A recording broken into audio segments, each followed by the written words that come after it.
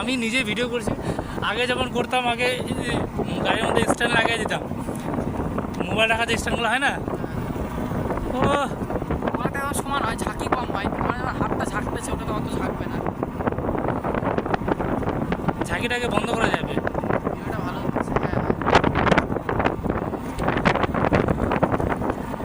আরও যদি স্পিডে হতো না, দেখি